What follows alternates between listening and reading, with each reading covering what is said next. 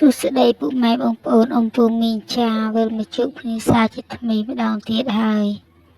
ជាមួយនឹងដំរីឆ្នោតវៀតណាមប្រចាំថ្ងៃ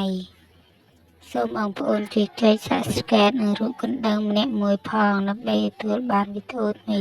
មុនគេចាមុននឹងទៅដល់ដំរីឆ្នោតថ្ងៃនេះយើងងាកទៅមើលដំរីឆ្នោតកាលពីម្សិលមិញម៉ោង 1:30 នាទីដំរីឆ្នោតរបស់យើងអត់មានចូលទេម៉ោង 4:30 នាទីក៏មានចូលដែរកាលពីម្សិលមិញគឺទៅមើលម៉ោង 6:30 នាទីម្ដងម៉ោង 6:30 នាទីដំរីឆ្នោតរបស់យើងចូលចំលេខអូជាងអូខ្ទង់ចិត្តវាចេញចិត្ត6ចំប៉ុស B និងចិត្តគុតចំប៉ុស D ចំណែកលេខធំយើងមានចូលទេកាលពីម្សិលមិញចាយើងងាកទៅមើលដំរីឆ្នោតថ្ងៃនេះម្ដងដំរីឆ្នោតថ្ងៃទី15ខែ11ឆ្នាំ2025របស់យើងថ្ងៃនេះមាន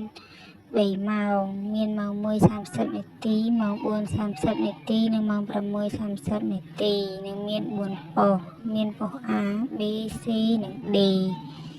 ចាថ្ងៃនេះយើងមានលេខតូចអូខ្ទង់ថ្ងៃនេះយើងមានអូខ្ទង់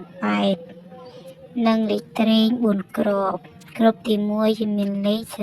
08គ្រប់ទី2យើងមានលេខ69គ្រប់ទី3យើងមានលេខ20គត់និងគ្រប់ទី4យើងមានលេខ42លេខធំថ្ងៃនេះយើងមានលេខ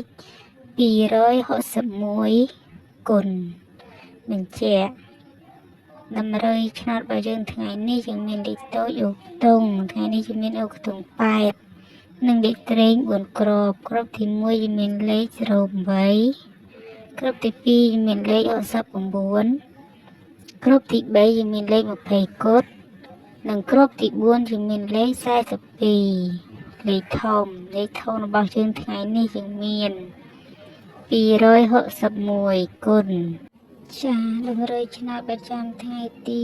15ខែ11ឆ្នាំ2025របស់យើងថ្ងៃនេះមានតែប៉ុណ្ណឹងបងប្អូនអាចយកទៅផ្សងសំណាងឬក៏មើលលេខកម្សាន្តបានចាខុសឆ្គងជាងណាសូមបងប្អូនអធិស្ឋានផងព្រោះដំរីឆ្នោតរបស់យើងមិនច្បាស់ 100% ទេព្រោះជាដំរីឆ្នោតមិនមែនជាលទ្ធផលឆ្នោតទេចាអរគុណច្រើនដែលបានទស្សនាសូមឲ្យហេងៗគ្រប់គ្នា